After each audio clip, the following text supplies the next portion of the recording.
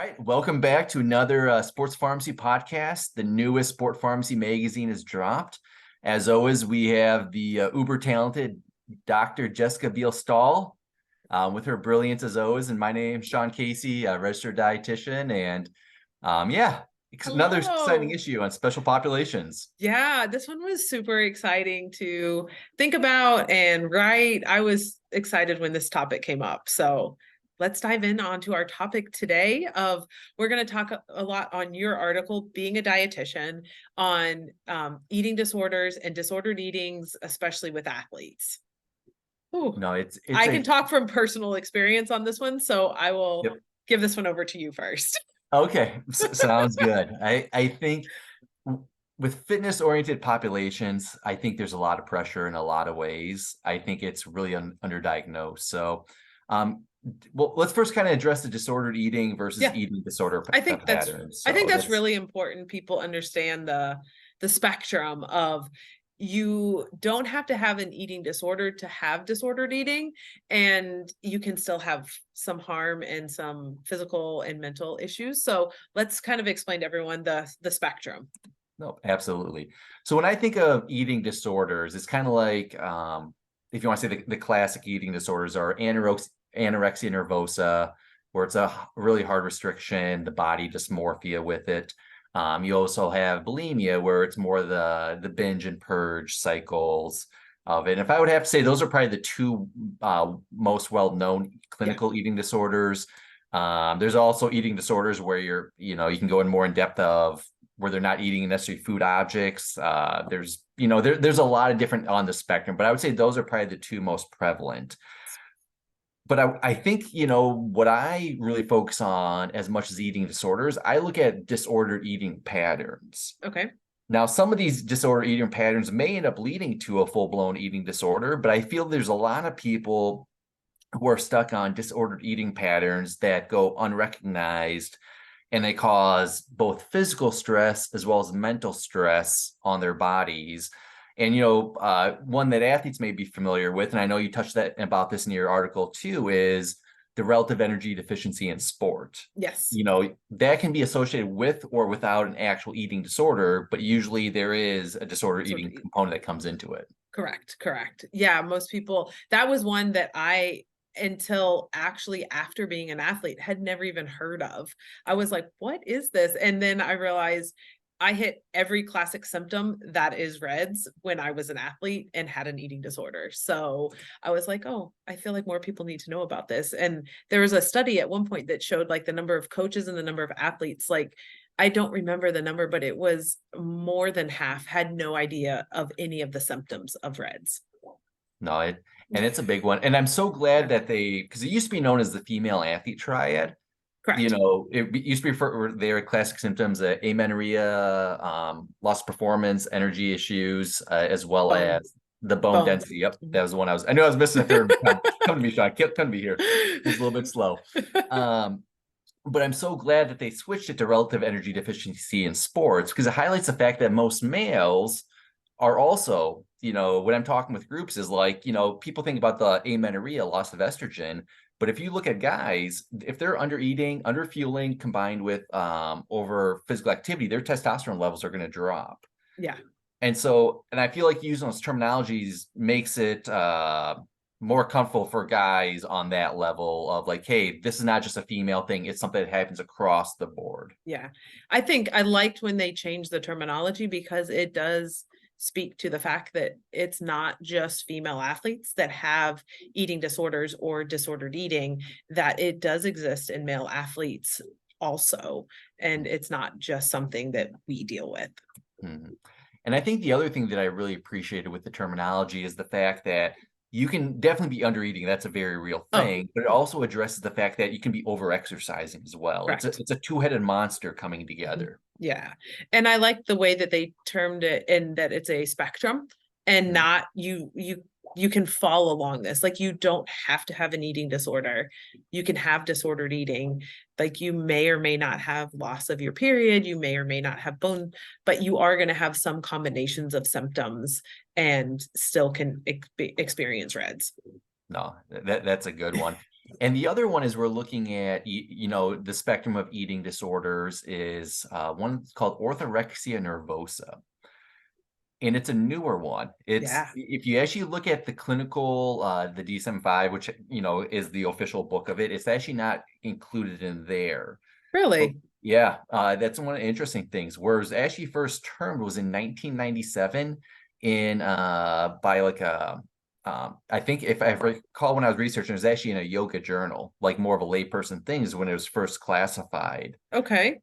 And for those who are not familiar with it, what orthorexia nervosa is, where instead of restricting food, the total amount of calories you're eating or anything of that nature with a body dysmorphia, orthorexia nervosa is basically where you're restricting food based off what you feel is the purity of it. Okay.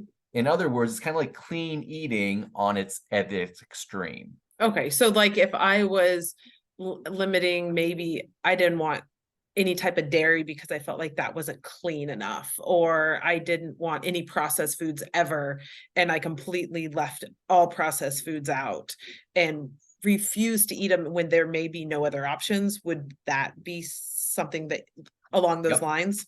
Exactly. Okay. Okay. Or if like another example of it is if you heard that a certain ingredient was bad. I'm just gonna say, you know, sucralose, an artificial sweetener. Okay. If you were like, hey, I can never have anything that has sucralose in it because it has all these, you know, perceived, you know, benefits where, and if you're around food that has it, if you look at the symptoms, people are actually really anxious. Or if they Oh, find out that they consumed something that had it, they feel a lot of shame, a lot of embarrassment with it. So it's one of those, and I see it a lot, and I'm sure you see it around, you know, athletes, you know, fitness enthusiasts, is where they can get so tight, they turn into almost like analysis paralysis. And I'll start working on their diets, and they'll be like, "Oh, I don't eat anything that has starches in it. I don't touch anything that has dairy in it. I don't, you know," and it goes X, Y, Z. And if you look at their body, like, oh, you look healthy, you look, you know, on surface level, but you know, you start doing blood work on them, and it's just a mess, you know, because they're so deficient in so many, you know, different areas. yeah. And I think the one thing that like having had and dealt with and healed from our eating disorder, I think the one thing that most people don't realize, like you don't wake up going, I think I'm going to have an eating disorder or I'm going to start disordered eating. It starts very innocently, I guess. And like, I'm going to, you know, watch what I start eating. And I think there's this fine line. And sometimes it has to do with like society commenting constantly about like, hey, you look great, you lost weight, and judging people for always being smaller. And especially I think in sports that many people think smaller equals better. And so that sometimes I think fuels it. And you're like, oh, okay. So, and then you add one more food rule or something like that. And all of a sudden you've snowballed this. And like I said, I don't think many people wake up and be like, I'm gonna have an eating Mhm. disorder and deal with all this because it's really difficult and it's hard to recover from. No, it's challenging. I remember, so when I went to college, I started developing again without even realizing OCD tendencies. Okay. And then it was like, okay, and I was really stressed with school. There's so many changes going on. And then kind of on an unknowingly level, it was like I started restricting food. And all of a sudden it's like, Sean, I remember coming home for Christmas and they're like, Sean, you've lost 30 pounds. Like, what's going on? And it was one of those like, oh my gosh, like, you know, You and yeah, you hit the nail on the head. It wasn't like I woke up like, I'm gonna I'm gonna turn in, you know, a very narrow road. yeah. I think it again, I think it's hard because it's how we've a lot of people are taught, you know, as an athlete, you have to be leaner, you have to be smaller, you have to be this. And sometimes not realizing and not having the foundation of how much food do you need in order to fuel your body can lead people down this road too. And it just has to do with lack of knowledge sometimes, or understanding, and getting a lot of the stuff from TikTok, social media, Instagram, when some of the people there are probably covering up some spectrum of disordered eating also.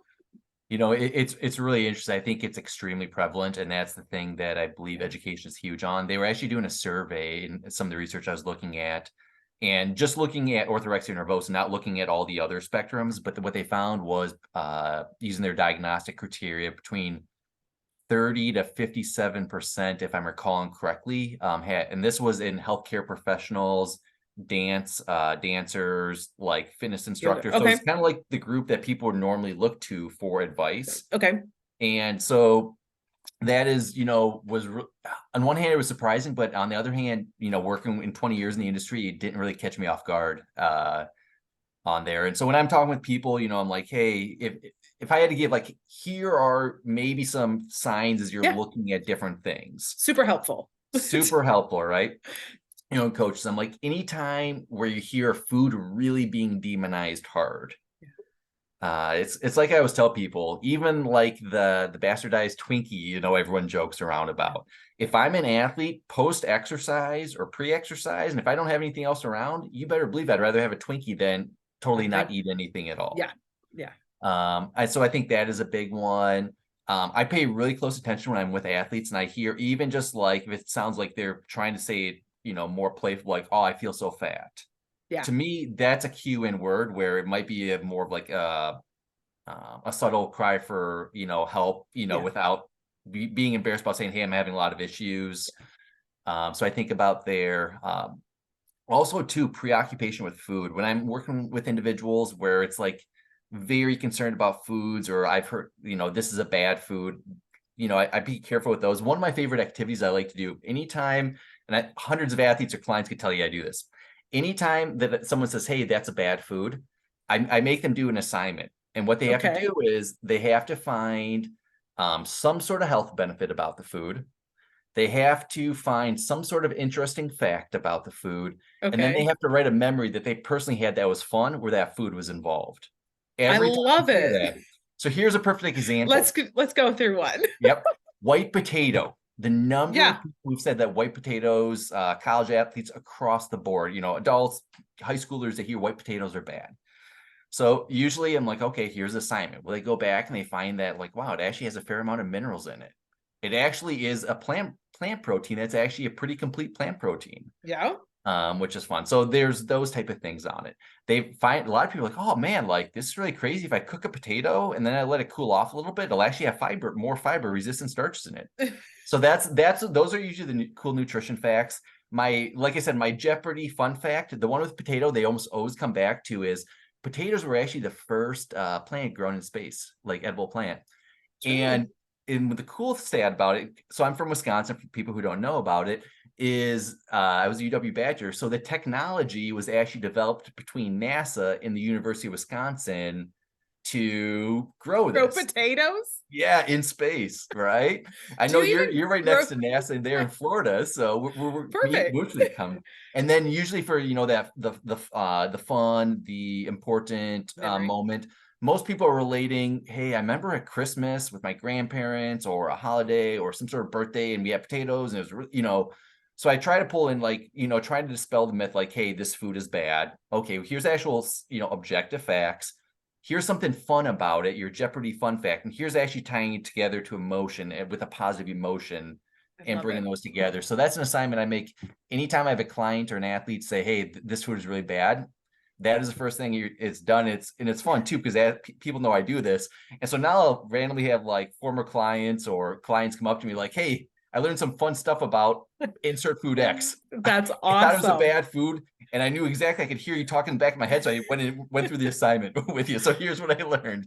I love that. I love that. That is a super powerful exercise, I think, to do with an athlete. Yeah. Or anybody in general.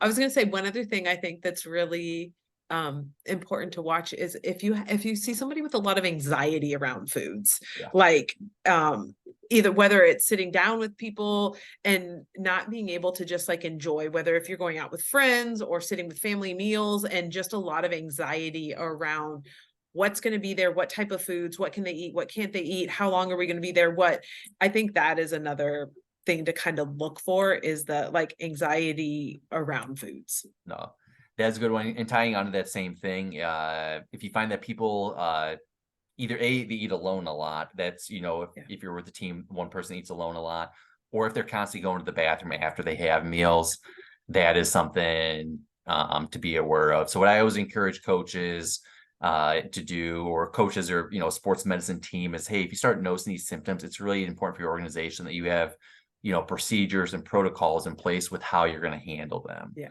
And that way it's, you know, less awkward for everyone involved. That way it's a system, and it's not like, hey, what are we going to do now? There may be an issue. One resource that I really, really love is called the nationaleatingdisorders.org. Okay. And they actually, if you go to their online website, they have an entire toolkit designed for coaches and trainers about how to handle these situations. So, and I have it listed in the Sport Pharmacy article that we wrote. So I encourage people to take it out. There's a lot of great advice how to kind of handle these situations that may be a little bit, you know, where you may be unsure of how to handle. Obviously, it's a very serious situation, but I think they lay out some really nice steps on how to set up policies, procedures to handle those with the most care and, you know, discipline. Yeah, and I think it's a couple things on that. One is that it's a team approach to healing an athlete or talking with an athlete. It's not just a coach, it's not just an athletic trainer. It usually involves, you know, some of their close friends to help support them. It involves the doctor, it involves nutritionists, psychologists. This is an all-encompassing disorder, and it's not just a food issue. Usually there's underlying health issues, there may be mental issues, there may need additional support on how to work through processing everything, whether it's control or perfectionism or what is actually driving some of this. So I think that is super helpful. And I think the other thing is, having gone through it, is making sure you have that support staff or your support network with you, whether it's a teammate, family, friends, to help get through it. That is making sure that that athlete has people to help and that they're not being penalized. And for a lot of people, like coming out and saying that they have an eating disorder or disordered eating, or they need help, often comes with fear that they may not get to play, or they may get scholarship revoked or something like that. So letting them know that they have the support and the team, there is a team to help them get through this. And it's not like you're not being penalized for dealing with an eating disorder or disordered eating. No. And I think the other thing too, if I had kind of, you know, as we're coming to the close of this here is, you know, be proactive with it. Like we said, you know, realizing there's multiple steps involved. I think this is actually one of the areas where sport dietitians can have their greatest role. We know that few people are going to be professionals in their sport, but hey, we want to have good experiences while we're doing it. Yeah. And just doing education with your team, bringing in, you know, a sport pharmacist, you know, someone like yourself, a sport dietitian, you know, whoever it is. Because it's kind of like we were saying earlier, is it's not like you also wake up one day and decide like, oh, I'm going to have this, you know, it's more like you start eliminating things, and before you know it, you're in a very, very narrow route, right? Yeah. Where I think if you do the proactive health education, we're like, hey, this is normal. This is the actual amount of food you should be eating. These foods are healthy. When I'm working with females, like I'll always actually show them, you know, images of very powerful, you know, successful female athletes who have done well. Serena Williams always pops in my mind. She's a much bigger framed athlete, absolutely dominated her sport. And just that confidence, like, hey, you don't have to look like a Barbie figure. You can have a bigger frame and be extremely successful with it. Yeah, I think that's changed just recently, started or in recent years of coming to see a lot more different body shapes and seeing that even within sport that may feel like a specific frame is the best, showing there are other people who have totally different body styles that can still dominate in sports is pretty empowering for athletes. No, absolutely. Yeah. And I think one thing, and I think it's something we should touch on before we wrap up, is something we complete opposite of under eating and overtraining is maybe we need to talk about and highlight that there is also the other end of the spectrum, that there may be athletes that have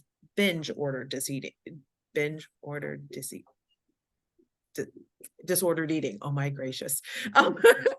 And what that is and how you perceive that, having worked with athletes on the other end of the spectrum. No, and that's a big one. I appreciate you bringing that up, is because that's equally an issue. Yeah.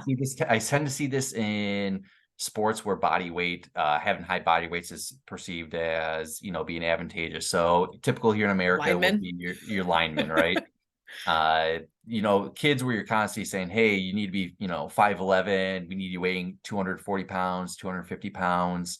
When you're constantly pushing that much food on someone, they're going to be setting themselves up for eating disorders, just because A, the mass amount of food that they're eating, and B, the behaviors. It's not something, once their sport gets over with, they have to go on for the rest of their life. Yeah. I've seen, and I think it's one of the reasons where you think about like the diabetes now, you see diabetes in adolescent kids, which is a very, very real issue that's happening now. And so I think there's very important, as we're talking about this, again, going back to education, is realizing we may be setting up eating disorders, binge eating disorders, by forcing this amount of food on kids. It's really important that you do the education on like, hey, we're doing this for here. You know what I'm saying? It's always that tightrope, right? Because you need to be larger in size, which is typical, but make sure they're having that education place and knowing, too, once their career is over, having, for lack of better, as I always call it, the off ramp, right? Yeah. You're on your interstate where you're flying. You got to make sure you provide that support so they have an off ramp, so they know how to go back to a normal eating pattern after their athletic career is over, and just being mindful of having more and more mass is not always the best, so parlaying that. Yeah, I think it's about balance, and either way, it's a tightrope to walk as a parent, as a trainer, as a dietitian, as a coach, as an athlete too. And I think I think so many athletes, for me, I know one of the things was you're told so much and you forget to listen to your body's cues as to what hunger is, and my body needs more. It's okay to eat a little bit more. You trained hard yesterday. You have a match coming up, or whatever the case is. You've been told for so many years, eat now, eat this, that it's hard as going from being an athlete in sport to that not having all that support around you, and you're like, I have to make this decision, I have to cook every day, like what am I going to do? Not having that off ramp is really key. I think, is making sure people understand how to start trusting and listening to their body more. Intuitive eating. Yeah, it's amazing. Absolutely. So, well, I think this is a great conversation, and I love the resources you gave. That's super helpful. We'll make sure we put them in the notes also for the show. And if you guys have any questions, please reach out to us. Happy to answer them, and good luck. Hey, thanks for joining us. Till next time. Yeah.